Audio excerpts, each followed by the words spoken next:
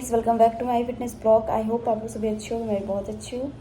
और आज मॉर्निंग में मैं सोची थी ब्लॉग बनाऊंगी, बट टाइम नहीं मिल पाया और कंटिन्यू 5 दिन ऑफिस हो जाता है, बहुत ज़्यादा हेक्टिक हो जाता है। प्लस अभी बारिश हो रही है तो और ज़्यादा वो हो गया है परेशानी थोड़ा सा, क्योंकि आप लोग को पता है कि दिल्ली नोएडा का बुरा हाल हो रखा है। बारिश 1 दिन 2 दिन हुई है बारिश, बस कल और आज तो ये हाल है। अभी बारिश आने वाली, पता नहीं क्या होगा। वैसे तो गाज़ियाबाद थोड़ा बेटर है दिल्ली से। दिल्ली की कंडीशन बहुत ख़राब है, प्लस इतनी ट्रैफिक है, इतना ज़्यादा ट्रैफिक है कि पूछो मत। मैं आज ऑफिस निकली थी 8:45 में, मतलब 8:40 पे निकल गई थी घर से। और मैं ऑफिस, जो कि यहाँ से 10 मिनट का रास्ता है, मैं पहुँची हूँ 9:30 पे। मतलब 1.5 घंटा लग गया। ऐसा नहीं कि पानी इधर नहीं, इधर भी है। तो आप लोग जहाँ भी हो, जैसे वो गाइस, सेफ रहो, क्योंकि अभी बहुत बुरा हाल हो रखा है दिल्ली का। आपने देखा अभी कुछ ब्लास्ट भी हुआ है। तो न्यूज़ तो वैसे मैं कंटिन्यू नहीं देख पाती, बट थोड़े थोड़े क्लिप आ जाते हैं। और बिग बॉस भी चल रहा है, बट बिग बॉस मैं नहीं देख पा रही, क्योंकि इतना लाइफ बिजी हो जाता है ना जॉब करते हुए कि आपको बिल्कुल टाइम नहीं मिलता है। यहाँ तो मैं खुद के लिए जिम का टाइम निकाल लेती हूँ, वो बहुत इम्पॉर्टेंट है। नहीं तो जेन्युइन मैं आपको बताऊँ, ऑफिस करने वाले लोग सिर्फ ऑफिस करते हैं, घर में आके सोते हैं, देन फिर नेक्स्ट डे ऑफिस जाते हैं, क्योंकि उनके पास खुद के लिए टाइम नहीं होता है। यही चीज़ मैं आप लोग से कह रही हूँ कि अपने लिए टाइम निकालो। ठीक है, आप न्यूज़ मत देखो, या फिर एक्स्ट्रा चीज़ें, एक्स्ट्रा वर्ड मत करो, एक्स्ट्रा चीज़ें मत करो, कुछ भी ऐसा। बट खुद को इतना टाइम दो ताकि आप खुद को ना भूलो, कि वो बहुत ज़रूरी होता है। ये बिजी शेड्यूल में भी खुद के लिए टाइम निकालना बहुत इम्पॉर्टेंट है गाइस। आप ठीक रहोगे तो तभी आप आगे काम कर पाओगे। ऐसा तो है नहीं कि इंसान मशीन बन जाएगा। तो फिर इसलिए मैं अपना टाइम वेस्ट नहीं करती हूँ रील्स देखने में, या फिर फालतू मतलब इंस्टा वगैरह चलाने में, वो मैं बिल्कुल नहीं करती हूँ। मैं आती हूँ, मैं जिम जाती हूँ, जिम से प्रॉपर फिर अपना कंटिन्यू करती हूँ। तो ये बहुत इम्पॉर्टेंट है खुद के लिए, खुद की हेल्थ। क्योंकि देखो अभी कब कुछ नहीं हो पाता है, कि टाइम ही नहीं मिलता। कंटिन्यू इंसान चेयर पे बैठे बैठे जॉब करते करते खुद वो हो जाता है। तो फिर चलिए, अपना सेहत का ध्यान रखना बहुत इम्पॉर्टेंट है। और कल परसों वीक ऑफ है, तो छुट्टी है मेरी 2 दिन मैं सोऊंगी अच्छे से, आराम से रेस्ट करूँगी। क्योंकि पिछले वीक फैमिली आई हुई थी, तो फिर नहीं हो पाया था रेस्ट, और भागा दौड़ी हो गया था। और फिर एक दिन तो सो ही नहीं पाई थी, तो कंटिन्यू जब से ऑफिस गई हूँ, नींद नहीं पूरी हुई। अभी मेरी आँखें बिल्कुल रेड है, अब मुझे सिर्फ सोना है, बट अभी मैं खा लूँगी थोड़ा फिर। तो गाइज़, और एक चीज़ और मैं कहना चाहूँगी ब्लॉग स्टार्ट करने से पहले। बिग बॉस देख रहे हो आप लोग, मैं भी देख रही हूँ। मैं इस पर ब्लॉग बनाऊँगी प्रॉपर। एक कुछ चीज़ें जो मुझे लग रहा है बुरा, क्योंकि देखो, आप आई नो कि हम सेलिब्रिटी को उतना पर्सनली नहीं जानते हैं, जो जैसे कि जो लोग एक्टर्स हैं। बट जो यूट्यूबर्स हैं, हम उन्हें अगर ब्लॉग में फॉलो करते हैं, उनकी डेली लाइफ देखते हैं, तो हम उन्हें जानते हैं। एटलीस्ट हम इतना तो जान जाते हैं कि क्या सच्चाई है, क्या ट्रूथ है। आई नो कि जो वीडियो पे बनती है, जो भी और कैमरे के पीछे होता है, उसमें बहुत डिफरेंस होता है। बट हर चीज़ हम गलत नहीं दिखा सकते हैं अगर आप डेली ब्लॉगिंग कर रहे हो तो। क्योंकि मैं ये अनुभव इसलिए शेयर कर रही हूँ कि मैं खुद डेली ब्लॉगिंग करती हूँ, तो चीज़ें झूठ पॉसिबल नहीं हो पाता। तो खैर चलिए, इस पर मैं ब्लॉग बनाऊँगी प्रॉपर। तो गाइज़, आप लोग बिग बॉस में किसको सपोर्ट कर रहे हो, ये मुझे बताना कमेंट्स में। और मैं किसको कर रही हूँ, मैं भी बताऊँगी आप लोग को कमेंट्स में। वैसे मैं अरमान मलिक, पायल, कीर्तिका को सपोर्ट कर रही हूँ। और शिवानी को मैं सपोर्ट कर रही थी, क्योंकि वो बहुत मेहनत करके यहाँ तक पहुँची है।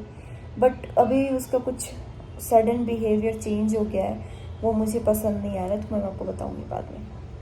तो चलिए गाइस, मैं ब्लॉग स्टार्ट करती हूँ, क्योंकि बहुत लेंदी हो जाएगा फिर।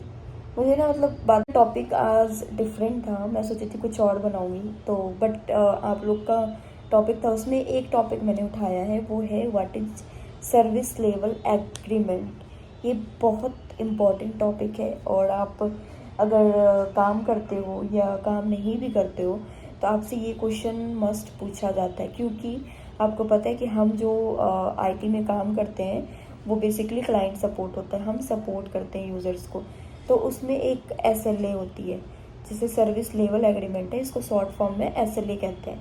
तो इसके बारे में आपको डिटेल में बताऊंगी। वैसे तो देखो, वीडियोस बहुत पड़ी होती है, बट मैं जो प्रैक्टिकल काम करती हूँ, मैं आपको वो बताऊंगी इसका मतलब होता क्या है। प्रैक्टिकल में ये चीज़ें क्या है, तो वो चीज़ें मैं आज आप लोगों के साथ शेयर करूँगी। तो ब्लॉग में बने रहना गाइस। और जो लोग नए हो तो लाइक शेयर सब्सक्राइब जरूर कर देना, बेल आइकन दबा देना ताकि आपको नोटिफिकेशन मिलते रहे। और कुछ नहीं, चलिए फिर स्टार्ट करते हैं। तो पहले है service level agreement. What is service level agreement, क्या होता है? ये एक SLA है, ये कस्टमर और क्लाइंट के बीच का। देखो आप इसको दो तरीके से समझो, क्योंकि इसका दो मतलब है। एक तो आप SLA सर्विस लेवल एग्रीमेंट, जब हम जॉब ज्वाइन करते हैं तो हमसे ये एक एग्रीमेंट साइन कराते हैं। वो एग्रीमेंट साइन हमारे और जो हम SL में जॉब कर रहे हैं उनके बीच का होता है, मीन्स एम्प्लॉय और मैनेजर के बीच का होता है। और एक सर्विस लेवल एग्रीमेंट होता है क्लाइंट और यूज़र्स के बीच का, मतलब हम एजेंट और यूज़र जिसको हम सपोर्ट करते हैं। तो दोनों का डिफरेंट मीनिंग होता है। मैं आपको बताती हूँ। अगर आप ज्वाइन कर रहे हो तो आपको बहुत सारे फॉर्म फिल करने होते हैं, इवन एक्सपीरियंस वगैरह सब फॉर्म होता है उसमें। तो उसमें एक फॉर्म होता है सर्विस लेवल एग्रीमेंट। वो एग्रीमेंट होता है कितने टाइम का, क्या क्या उसमें रिजोल्यूशन देना होता है, या फिर क्या क्या कॉन्ट्रैक्ट में मेंशन होता है। वो जब आप पढ़ोगे, रीड करोगे तो आपको पता चल जाएगा, ताकि आप ये चीज़ एग्री कर रहे हो कि जो एग्रीमेंट है जिस पे आप साइन कर रहे हो वो आप वही फॉलो करोगे, उनके अकॉर्डिंग ही चलोगे SL में। वो एक एग्रीमेंट आपने ये किया, यही बताया मैंने। और सेकंड है आपका एग्रीमेंट SLA यूज़र और एम्प्लॉय के बीच में। अगर हम बाहर के यूज़र को मान लो सपोर्ट कर रहे हैं, सपोर्ट सिस्टम दे रहे हैं, प्रोवाइड कर रहे हैं, IT से रिलेटेड टिकट सॉल्व कर रहे हैं, इसका टिकट होता है। जो टिकट आप सॉल्व कर रहे हो उसकी रिजोल्यूशन टाइम होती है। वो रिजोल्यूशन कितने टाइम पीरियड का होता है, क्योंकि SLA इनका ब्रीच नहीं होना चाहिए। इंसिडेंट, मैं आपको थोड़ा सा टेक्निकल बता रही हूँ अभी, आप लोग को वैसे समझ में नहीं आएगा, जो काम करते हैं उनको आइडिया होगा। इंसिडेंट, RTM, रिक्वेस्ट, ये सब क्या होता है, या फिर आप गूगल पे या फिर यूट्यूब पे सर्च करोगे तो आपको वहाँ से थोड़ी बहुत नॉलेज मिल जाएगी। तो हम टिकट सॉल्व का जब मैं आपको एक डिटेल में बताती हूँ। देखो एग्ज़ाम्पल समझो आप, जब हम ज्वाइन किए SL, जब हम खुद ज्वाइन कर रहे हैं, जॉब कर रहे हैं, तो उसमें जो सर्विस लेवल एग्रीमेंट है वो हमारा और मतलब SL के साथ हमारा है। जब SL प्रोजेक्ट ले रही है क्लाइंट से, क्लाइंट प्रोजेक्ट SL को दे रहा है, तो उनके बीच कॉन्ट्रैक्ट होती है। तो वहाँ पे SLA service level agreement sign होता है। वो जो साइन होता है बेसिकली वो इंसिडेंट टिकट के लिए होता है, कि हमारा टिकट का टाइम इतना है, हम रिजोल्यूशन टाइम इतना प्रोवाइड करेंगे, ये SLA ब्रीच नहीं होना चाहिए। तो दोनों का अपना अपना डिफरेंट मीनिंग हो गया।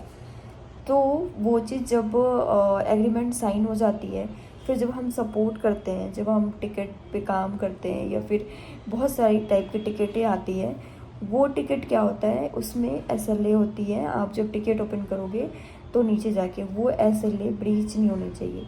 वो ब्रीच होने का सबका हर एक प्रोजेक्ट में डिफरेंट है।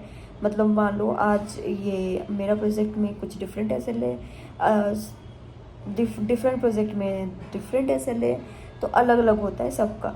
लेकिन ये SLA हर एक प्रोजेक्ट में है, क्योंकि जो क्लाइंट पैसे देती है वो बेसिकली इनका टिकट का होता है। इनका इतना टिकट आता है, इतने टिकट वाइज इन्हें पैसे मिलते हैं। जैसे आप बिजनेस कॉन्ट्रैक्ट साइन करते हो ना, वैसे सेम है। ये एक एग्रीमेंट करते हैं नॉर्मली। कुछ आप ज़्यादा टफ मत समझना या ज़्यादा वो मत करना, बस यही एक SLA है जो मैं आपको जैसे बताती हूँ कि मेरे प्रोजेक्ट का 3 दिन का SLA है। अगर कोई इंसिडेंट आई, इंसिडेंट में बहुत सारे प्रायोरिटी होते हैं। प्रायोरिटी 1 होता है, प्रायोरिटी 2 होता है, प्रायोरिटी 3 होता है, 4 होता है। तो 3 और 3 में थोड़ा होता है, बट 2 और 1 बहुत हाई लेवल होता है। 1 बेसिकली बहुत रेयर होता है कि सब में 1 का काम पड़ता है, मोस्टली 3 तक में रिजॉल्व हो जाता है, क्योंकि तब इनको बहुत तेज़ी से काम करना होता है टिकट सॉल्व करने के लिए। तो वो जो SLA टाइम होता है वो SLA टाइम रिजॉल्व होनी चाहिए। और आपसे इंटरव्यू में भी क्वेश्चन यही पूछा जाता है कि what is SLA, what is service level agreement, क्या होता है और ये किसके बीच कॉन्ट्रैक्ट होता है। तो ये दो टाइप में होता है गाइस। एक जब हम खुद ज्वाइन करते हैं SL, तो हमारे और SL के बीच होती है, और एक जब क्लाइंट प्रोजेक्ट देती है SL को तो उनकी और SL के बीच की कॉन्ट्रैक्ट होती है। आप सिंपल तरीके से ऐसे समझो। वो डायरेक्ट बोलते हैं हमारा ऐसे टिकट का नहीं जाना चाहिए, आपको इतने दिनों में जो रिजोल्यूशन टाइम है कंप्लीट करना है। और मोस्टली सब कर लेते हैं रिजोल्यूशन टाइम में, क्योंकि अगर मान लो इनका एक भी इंसिडेंट ब्रीच होता है या फिर थोड़ा भी कुछ वो होता है तो बहुत ज़्यादा बम फट जाता है। ये चीज़ मैं फील करती हूँ, रोज़ ऑफिस में होते रहता है, इसलिए मैं आपको बताई। तो और कुछ नहीं है। सर्विस लेवल एग्रीमेंट, ये क्वेश्चन बहुत इंपॉर्टेंट है, ये पूछते हैं अक्सर, मेरे से पूछा गया था जब मैं दूसरे प्रोजेक्ट में मतलब मूव हो रही थी। तो ये सब पूछा जाता है। सही है, आपने अच्छा किया, मैंने बता भी दिया। और गाइस मैं आपको एक चीज़ और बताने वाली थी। देखो, ये तो अगर आप जॉब कर रहे हो तो आप ये चीज़ बिल्कुल भूल जाओ कि आप अपने अकॉर्डिंग काम करोगे या आप जो चाहोगे वो होगा, नथिंग।